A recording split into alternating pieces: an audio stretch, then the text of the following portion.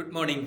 മെന്റർനെറ്റ്സിൻ്റെ +2 വിദ്യാർത്ഥികൾക്ക് വേണ്ടിയുള്ള career planning വർക്ക്ഷോപ്പിലെ 29ാമത്തെ എപ്പിസോഡിൽ ഇന്ന് വിശകലന വിധേയമാക്കുന്നത് MBBS വിദേശത്ത് പഠിക്കുന്നതുമായി ബന്ധപ്പെട്ടാണ്. ഇതുവരെ നമ്മൾ അങ്ങനെ ഒരു പർട്ടിക്കുലർ ഭാഗവുമായി കേന്ദ്രീകരിച്ചുകൊണ്ടുള്ള ജനറലായിട്ട് കുട്ടികളുടെ കരിയർ പ്ലാനിംഗ് ആണ് ചെയ്തുകൊണ്ടിരുന്നത്. ഇത് കഴിഞ്ഞ വർഷം കുറേ സ്കൂളുകളിൽ ചെയ്ത കരിയർ പ്ലാനിംഗ് വർക്ക്ഷോപ്പുകളിൽ പങ്കെടുത്ത വിദ്യാർത്ഥികളിൽ നിന്നുള്ള ആവശ്യകതയെ മനസ്സിലാക്കിക്കൊണ്ട് ഇതുമായി ബന്ധപ്പെട്ട ഒരു പരിശോധനയും വിശകലനവും പഠനവും ഗവേഷണവും നടത്തിയതിൽ നിന്ന് കണ്ടെത്തിയ കുറേ വസ്തുതകളെ ബോധിപ്പിക്കുകയാണ് ചെയ്യുന്നത്. അപ്പം അതിലേക്ക് കടക്കുന്നതിന് മുമ്പായിട്ട് എന്തുകൊണ്ട് ഈ വിദ്യാർത്ഥികൾ ഇങ്ങനെയൊരു വിദേശ രാജ്യം ഒരു പഠനത്തിന് വേണ്ടി തിരഞ്ഞെടുത്തു എന്നുള്ളതാണ് മനസ്സിലാക്കേണ്ടത്. അങ്ങനെ നോക്കുമ്പോൾ ആദ്യം മനസ്സിലാക്കേണ്ടത് എന്താണ് ഇന്ത്യയിൽ MBBS എന്ന് പറയുന്ന ആ ഒരു കോഴ്സിലേക്ക് പ്രവേശനത്തിന് വേണ്ട ബേസിക് എലിജിബിലിറ്റി അഥവാ മിനിമം യോഗ്യതകൾ. ഒന്നാമത്തെ യോഗ്യത +2, 50% മാർക്കോടുകൂടി ഫിസിക്സ്, കെമിസ്ട്രി, മാത്സ് ബയോളജി വിഷയങ്ങൾ ഉൾക്കൊള്ളുന്ന ഒരു ഗ്രൂപ്പ് പാസ്സായിരിക്കണം. 17 വയസ്സ് തികഞ്ഞിരിക്കണം. മൂന്നാമതായിട്ടും ഏറ്റവും പ്രധാനപ്പെട്ടതും ഇന്ന് ഇന്ത്യയിൽ ഈ MBBS പ്രവേശനത്തിന് ഒരു ഏകീകൃതമായ ദേശീയ പ്രവേശന പരീക്ഷയാണ് നീറ്റ് UG എന്ന് പറയുന്ന പ്രവേശന പരീക്ഷയാണ്. ആ പ്രവേശന പരീക്ഷയിൽ അറ്റൻഡ് ചെയ്ത് ക്വാളിഫയിങ് സ്കോർ സമ്പാദിച്ചവർക്ക് മാത്രമേ ഈ ഒരു കോഴ്സിലേക്ക് പ്രവേശിക്കുവാൻ സാധിക്കുകയുള്ളൂ. ഒന്നാമത്തെ കാര്യം അതിൻ്റെ യോഗ്യതയാണ്.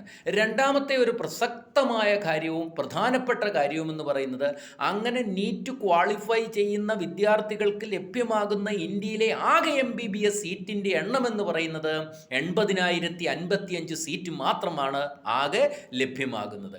എന്നാൽ ഈ പരീക്ഷയെ പ്രതീക്ഷയോടുകൂടി അഭിമുഖീകരിക്കുന്ന വിദ്യാർത്ഥികളുടെ ഏകദേശ എണ്ണം എന്ന് പറയുന്നത് ഇപ്പോൾ കഴിഞ്ഞ വർഷത്തെ ഏകദേശ എണ്ണം എടുത്ത് പരിശോധിച്ച് നോക്കിയാൽ 14.5 ലക്ഷം പേര് ഈ പരീക്ഷയെ അഭിമുഖീകരിച്ചു.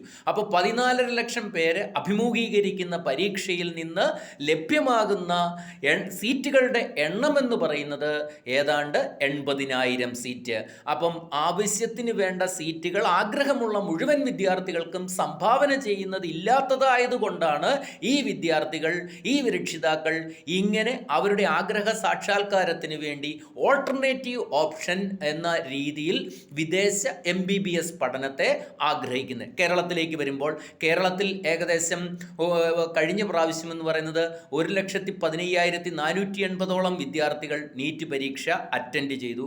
ഈ നീറ്റ് പരീക്ഷ അറ്റൻഡ് ചെയ്യുന്ന ഈ 1,15,480 വിദ്യാർത്ഥികൾക്കുമായിട്ട് ആകെ ലഭ്യമാകുന്ന സീറ്റിൻ്റെ എണ്ണം എന്ന് പറയുന്നത് 3,182.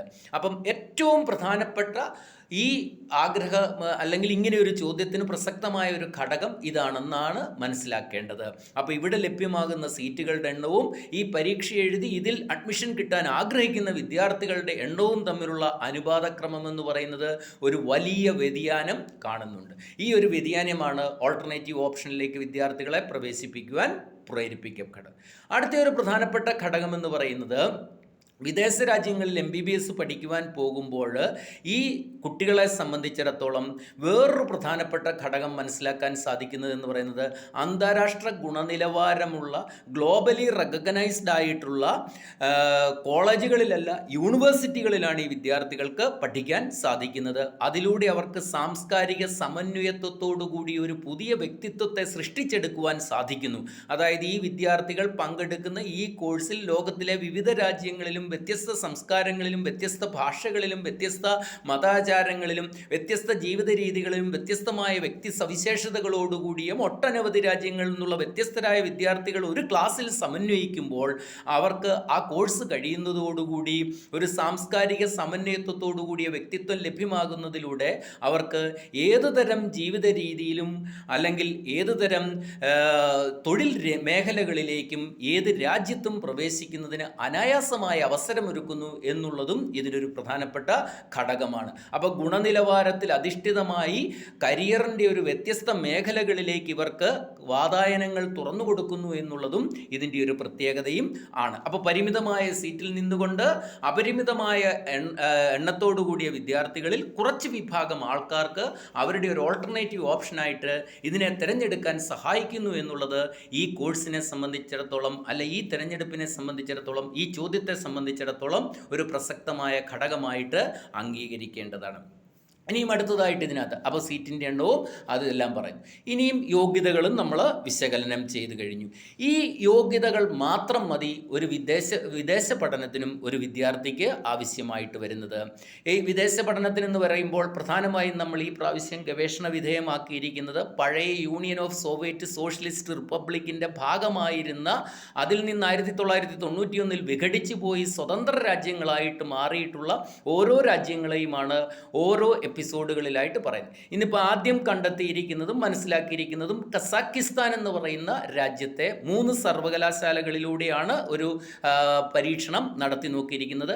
അൽഫറാബി യൂണിവേഴ്സിറ്റി എന്ന് പറയുന്ന ഒരെണ്ണം, കസാക്ക് നാഷണൽ യൂണിവേഴ്സിറ്റി എന്ന് പറയുന്ന ഒരെണ്ണം, ആസ്ഥാന യൂണിവേഴ്സിറ്റി എന്ന് പറയുന്ന ഒരെണ്ണം. ഈ 3 യൂണിവേഴ്സിറ്റികളിലും നടത്തിയ പഠനത്തിൻ്റെ അടിസ്ഥാനത്തിൽ മനസ്സിലാക്കാൻ സാധിക്കുന്ന ഏറ്റവും പ്രസക്തമായ ഒരു അനുകൂല ഘടകം എന്ന് പറയുന്നത് വിദ്യാർത്ഥികൾക്ക് ഒരു വർഷത്തേക്ക് നൽകേണ്ട ഫീസ് എന്ന് പറയുന്നത്, ഈ സർവകലാശാലകളിലെല്ലാം തന്നെ നൽകേണ്ട ഫീസ് എന്ന് പറയുന്നത് 2.5 ലക്ഷം രൂപ മുതൽ 3.5 ലക്ഷം രൂപ വരെ പരമാവധി ഫീസ് ഈടാക്കുന്നുള്ളൂ. ഒരു വർഷത്തേക്ക് ഒരു വിദ്യാർത്ഥിക്ക് ട്യൂഷൻ ഫീസായി നൽകേണ്ടത് 2.5 ലക്ഷം രൂപ മുതൽ 3.5 ലക്ഷം രൂപ വരെ മാത്രമേ വരുന്നുള്ളൂ. അങ്ങനെ 6 വർഷം പഠിച്ചാൽ പോലും വരുന്ന ചിലവ് എന്ന് പറയുന്നത് ഇത്ര മാത്രമേ വരുന്നുള്ളൂ.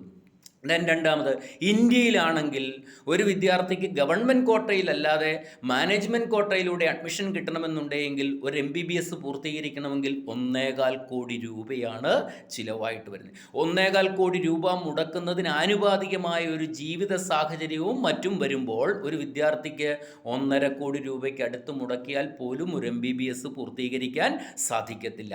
അങ്ങനെ വരുമ്പോൾ അതിൻ്റെ 5/1 ചിലവിലോ 4/1 ചിലവിലോ ഈ വിദ്യാർത്ഥി ഒരു അന്താരാഷ്ട്ര നിലവാരമുള്ള, അന്താരാഷ്ട്ര അംഗീകാരമുള്ള ഒരു യൂണിവേഴ്സിറ്റിയിൽ ഒരു MBBS ബിരുദം സാംസ്കാരിക സമന്വയത്തോടുകൂടിയ വ്യക്തിത്വത്തെ ഉൽപ്പാദിപ്പിച്ചെടുക്കത്തക്ക രീതിയിൽ അമേരിക്ക പോലെയും ഇംഗ്ലണ്ട് പോലെയുമുള്ള രാജ്യങ്ങളിലെ ലൈസൻസിങ് എക്സാമിനേഷൻ ആനുപാതികമായ രീതിയിൽ അക്കാഡമിക് സിലബസിനെ ഉൾക്കൊള്ളിച്ചുകൊണ്ടുള്ള ഒരു പഠനം നടത്താൻ സാധിക്കുന്നതാണ്.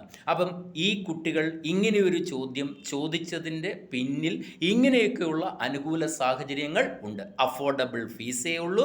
ഇനിയും ഫീസിൻ്റെ കാര്യം പറഞ്ഞു, 2.5 മുതൽ 3.5 ലക്ഷം രൂപ വരെ വരുന്നുള്ളൂ. ലിവിങ് കോസ്റ്റ് എടുത്ത് പരിശോധിച്ച് നോക്കുക. ഒരു ഹോസ്റ്റലിന് വരുന്ന പരമാവധി ഒരു വർഷത്തെ ചിലവ് എന്ന് പറയുന്നത് ഹോസ്റ്റൽ അക്കോമഡേഷന് 50,000 രൂപയേ ഉള്ളൂ. 6 വർഷത്തേക്ക് എടുത്താൽ പോലും 3 ലക്ഷം രൂപയെ വരുന്നുള്ളൂ. അപ്പോൾ ഫീസ് എന്ന് പറയുന്നത് ഒരു 15 ലക്ഷം രൂപയിൽ തുടങ്ങി 20 ലക്ഷം രൂപയിൽ അവസാനിക്കുന്നു, യൂണിവേഴ്സിറ്റി അനുസരിച്ചും രാജ്യമനുസരിച്ചും. ലിവിങ് കോസ്റ്റ് എന്ന് പറയുന്നത് 3 ലക്ഷം രൂപ മാത്രമേ വരുന്നുള്ളൂ. അപ്പോഴും 15 3 18 അല്ലെ 20 3 23.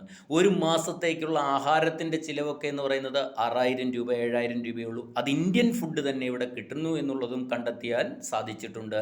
അപ്പോൾ അത് വരുമ്പോഴും ഒരു മാസത്തെ ഒരു വർഷത്തെ ചിലവെന്ന് പറയുന്നത് ഏതാണ്ട് 70,000 രൂപ അടുത്തേ വരുന്നുള്ളൂ.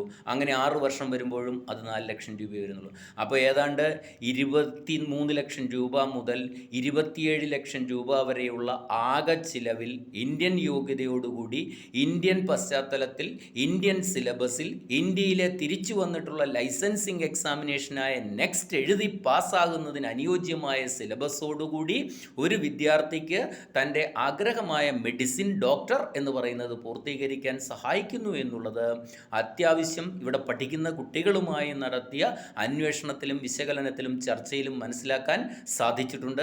കേരളത്തിൽ നിന്ന് ഈ പറയപ്പെടുന്ന 3 സർവകലാശാലകളിലും ഏതാണ്ട് 2000-ന് മുകളിൽ വിദ്യാർത്ഥികൾ ഉള്ളതായിട്ടാണ് ഇതുമായി അന്വേഷണം നടത്തിയപ്പോൾ ആ വിദ്യാർത്ഥികൾക്ക് മനസ്സിലാക്കാൻ സാധിച്ചത്.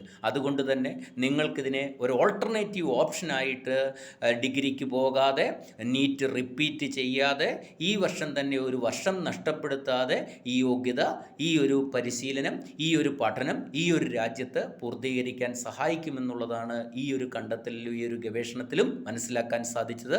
അതുകൊണ്ട് നിങ്ങളുടെ കരിയർ ഇങ്ങനെയുള്ള ഒരു വഴിയിലൂടെയാണ് കൊണ്ടുപോകാൻ ഉദ്ദേശിക്കുന്നത് എങ്കിൽ അതിന് എല്ലാ വിജയാശംസകളും നേരുന്നു. നന്ദി, നമസ്കാരം.